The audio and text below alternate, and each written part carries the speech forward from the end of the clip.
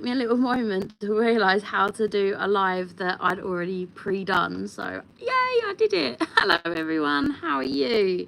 My name's Nick and we're going to be sorting all of your garden questions right here and right now. So thank you so much for joining me here tonight, and I hope you're having a great gardening week.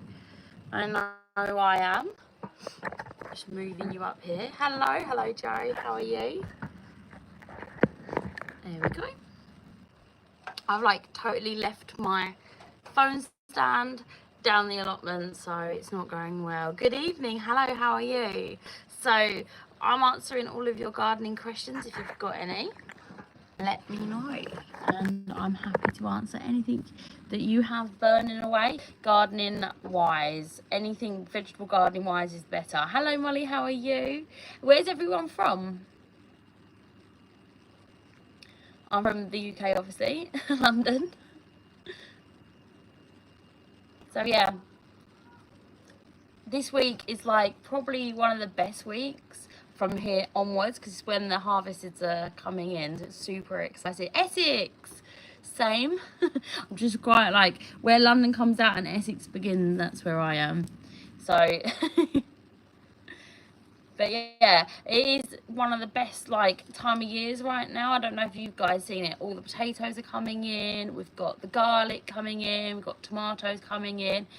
Even a few peppers coming in, which is just amazing. And she is so warm.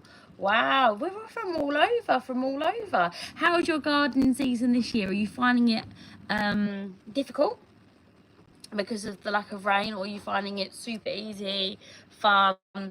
Is this your time of gardening or not your type of gardening? For me, I'm seeing a lot of heat damage and a lot of heat stress. I actually went down today, checked my peppers, and I actually had big, if you get like spots like, well, they were about that big, and they look like leather on my peppers because they've been heat damaged. It's just one of those things this time of year. It's just absolutely blisteringly hot. There's not very much you can do about it apart from providing a bit of shade. But it's absolutely mental. Definitely one of, you know, the hottest years that we've had so far, really. But yeah, what are you guys finding gardening wise? What's your biggest issue? Definitely me is heat at the moment. Definitely. And I need to work out. I've worked out a way of watering, so that's fine. So everything's really well watered and nice and green and beautiful. But it's just the heat stress is really getting to my peppers and my tomatoes, which I didn't think they would.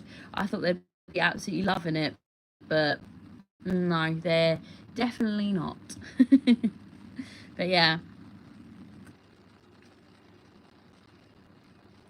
and I'm still sowing brassicas and kind of crossing my fingers, because it's one of those things, isn't it, that this time of year, do you keep sowing things like that might bolt or not? I tried my hand spinach.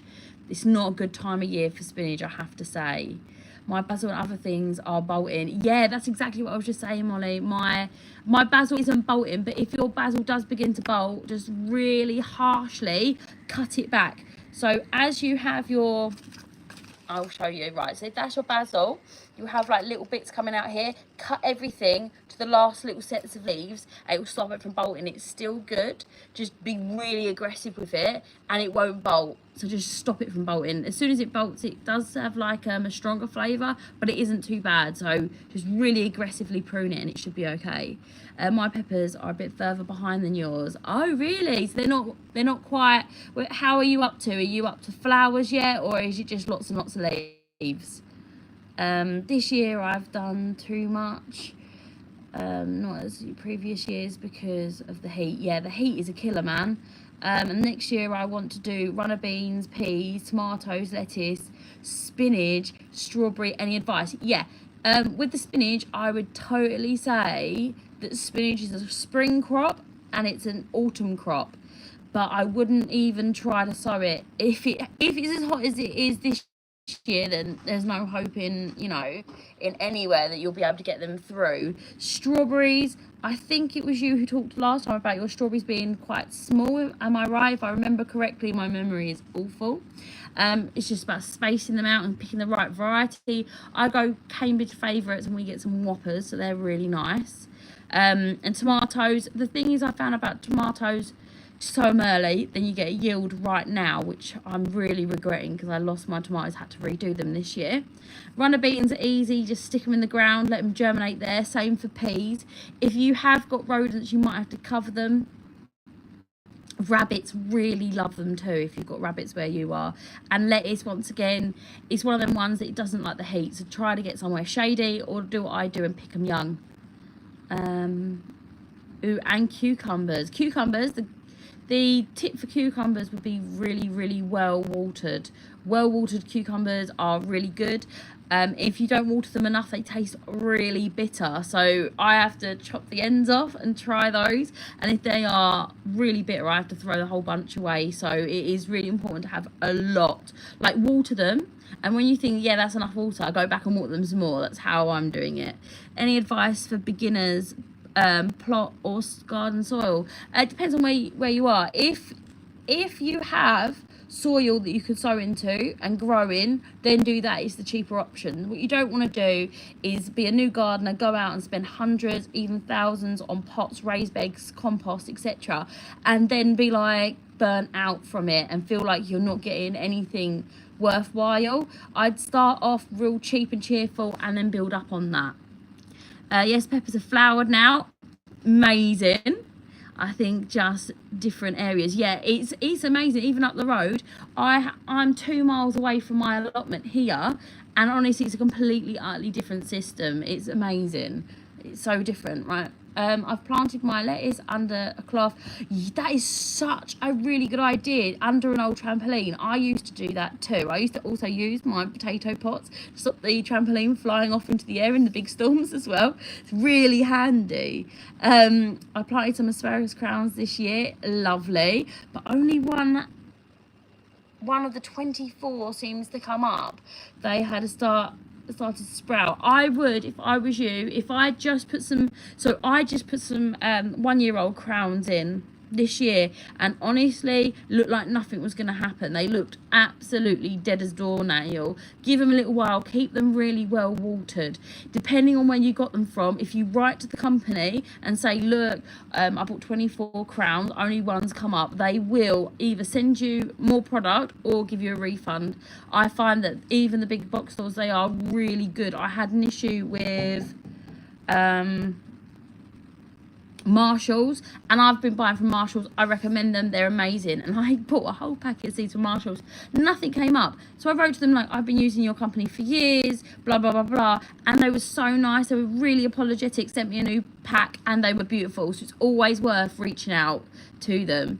And like, I would honestly continue to use them. They're a great company. I grew peppers once and they were amazing, and then they went red and they got eaten. Yeah, so this is the thing, is when they go red, they're kind of ringing the dinner bell, saying, come and eat me, I've got loads of seeds. And they want to be eaten, because really think about it, they're a fruit, so they want things to eat them so that the seeds go onto the ground and they can grow next year. So it's all about, if you have an issue with squirrels or whatever eating your crops, I would say you could pick them a little bit early, or you can net them, or you can do something like that. It's the wildlife in the area, they're starving. Another thing you can do, which works really well, is bowls of water. Put bowls of water by your pepper plants, and you'll find that there's less damage, because things are eating your pepper plants or eating your whatever it is because they're thirsty. So it's not necessarily that they even are hungry, they just want something to drink, and obviously pepper's got a lot of water in it, and you'll see a lot less pest damage. I do that in every one of my growing spaces. I'm terrible with peppers. What's the best way to grow them? Best way to grow them, I've grown them all sorts of ways. I've done them hydroponically. I found them a little bit watery that way. My best way I've done them is literally have them in the ground, but don't let them get to night temperatures of less than 10 degrees. That's Celsius if you're American. I don't know what it is in Fahrenheit.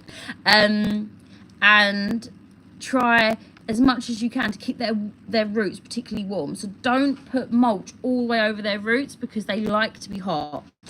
And just fertilize with something that's high in nitrogen up until like your seaweed fertilizers, etc., until you get the first flowers, and then switch to something along the lines of a tomato fertilizer will carry you through for fruiting. What plants can you hang, as in a hanging basket?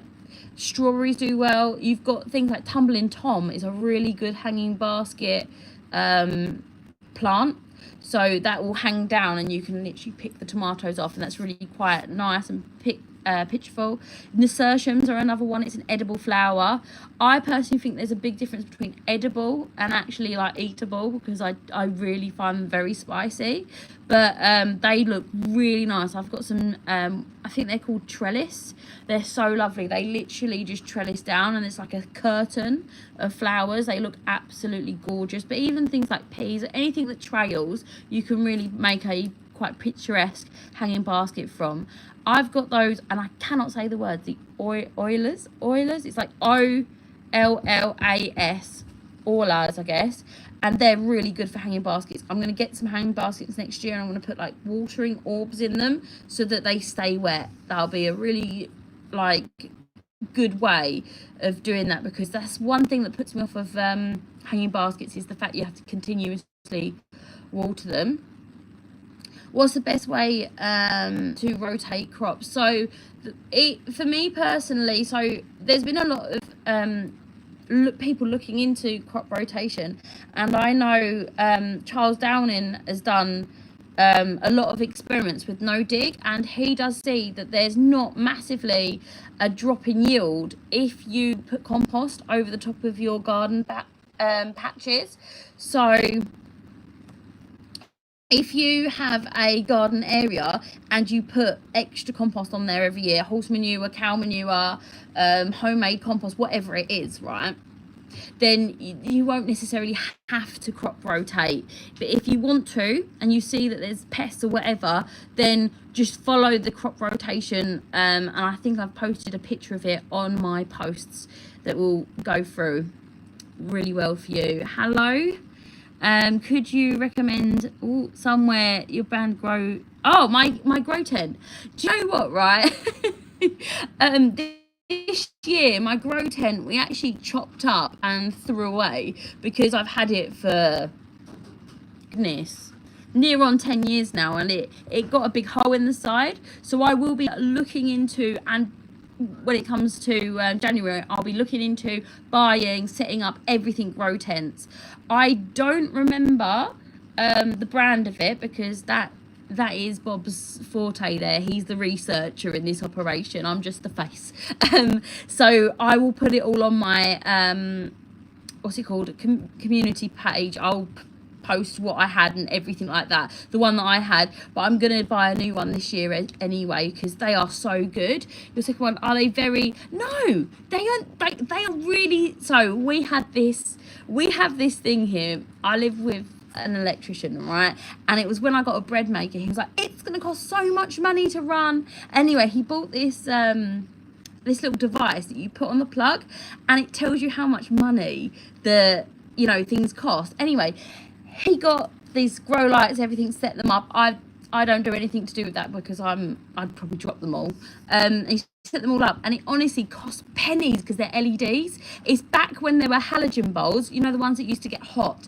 They're really energy intensive, but these ones, honestly, they are not. I set them on a timer. I do have a fan, but I don't use an extraction fan because they're just too loud. So that would be a bit of extra energy, but it's surprisingly little. I did calculate one year, and it works out a lot cheaper to grow them even using a seed tent than it is to even buy them in the supermarket. But it would be organic to organic, of course. Sorry, I was waffling. I've got a couple messages come in. What is the best way to get rid of slugs? Best way to naturally get rid of slugs? Of course, you've got slug pellets, etc. But if you've got hedgehogs near or around your growing space, you probably won't want to have you know, those around, because they do hurt the hedgehogs. So the best way to do it really is to go out at night time with a torch and pick the slugs and snails off your crops is the best way.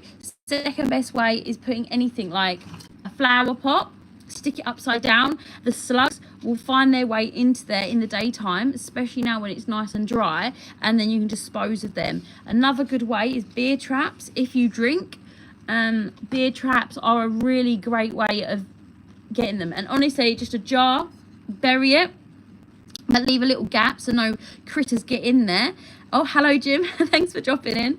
So no critters get into there, and they will drown in the beer. If you don't drink like myself, another great thing is just yeast, you know, like the packet yeast that you can get. Stick those in there, work the same. Or you can use sourdough starter if you've got it. Those will work as beer traps as well. I'm not buying beer for the slugs when I don't drink it. Do you use potato sacks as hanging baskets? Ooh, that's pretty cool. Potato sacks as hanging basket is a really interesting idea because they keep in the moisture. That is a tip and a half. That is. It's an excellent tip. Thank you. What is the best food canner and dehydrator? My dehydrator is just here, so I'm going to show you. I use a Von Chef one. That, you know, that is very lucky it didn't fall over. It's always on. I run this probably 6 to 9 months a year. And I've had it for, I don't know, since 2017. So it's been running. I abuse it, right? It's never looked after at all. It's just on. I've just turned it off to do this because it's annoying. And I bought that for £20. They do go on sale quite a lot. I would not buy them full price. They're too expensive.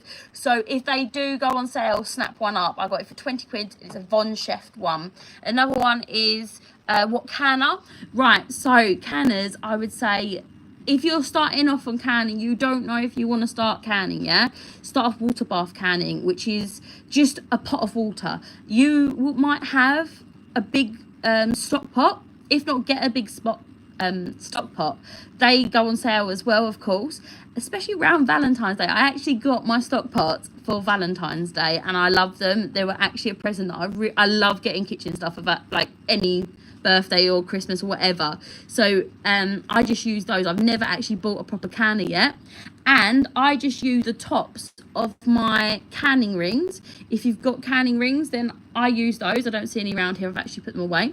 And you just can't put your jars on the bottom of the canner because they will vac seal on and they'll shatter. I wouldn't go for a pressure canner unless you know that there are things that you actually want to pressure can, because they're very expensive. Where am I? So what is the easiest thing to do? Hydrate fruit, literally everything. So here, for example, I'm dehydrating lavender and I've got my nasturtium flowers as well. I do dehydrate fruit. Apples are delicious dehydrated, super easy to do, and pineapple is another really great one. Just make sure the lid of the dehydrator is completely shut, because if not, you will get flies in there and you will get maggots, which is just, you just never recover from that. What is the easiest thing to dehydrate? I said that. Anything is so super easy. Tomatoes is a great one to dehydrate. Parsnips are good too. Yes, they are. Parsnip crisps are nice, but you do normally fry those. You can make parsnip powders and things like that. Any extra fruit or vegetables that I have, I make into a powder and I blitz them up in my herb grinder, and honestly, they make really good powder. Really fussy eaters, you can just put them in there and get that little bit of extra nutrition without going. I think bread is easiest.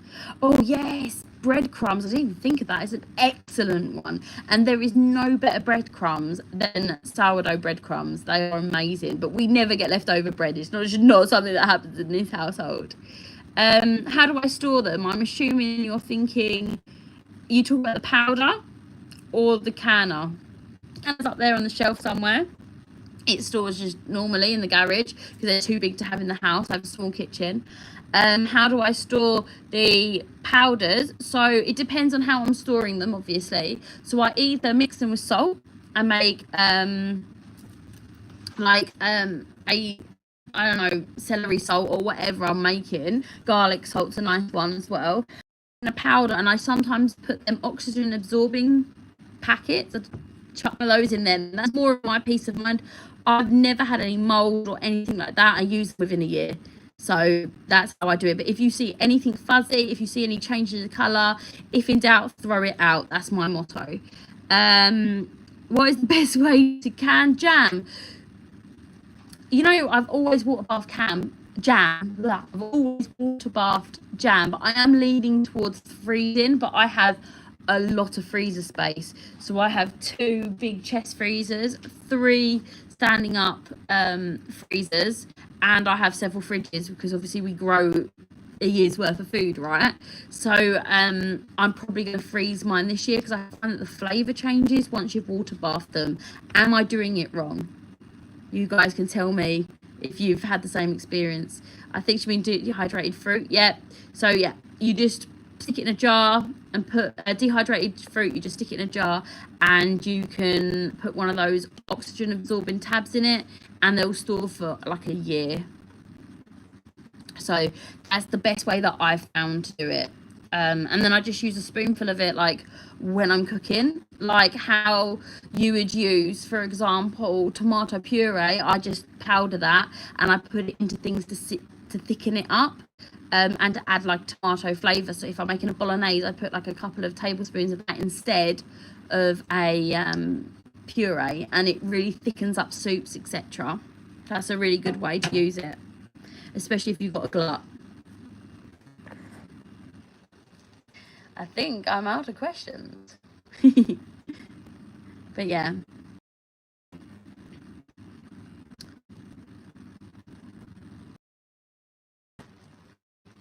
Oh, got another one. I don't have jam. You know what? That's what my nan used to do. My nan used to hot pack jams and chutneys and then just put the lid on in old jars. You know, like how they say don't use old jars. So she would just use like, I was going to fall over there. So you just put it in like this and just do up the lid. Because we use so much sugar, I don't know if it's just me, but I use 50-50 ratio of sugar, and it's absolutely fine. It is shelf stable for forever, like that. Best way to keep vines up, any vines. So I'm assuming you're probably thinking tomato vines.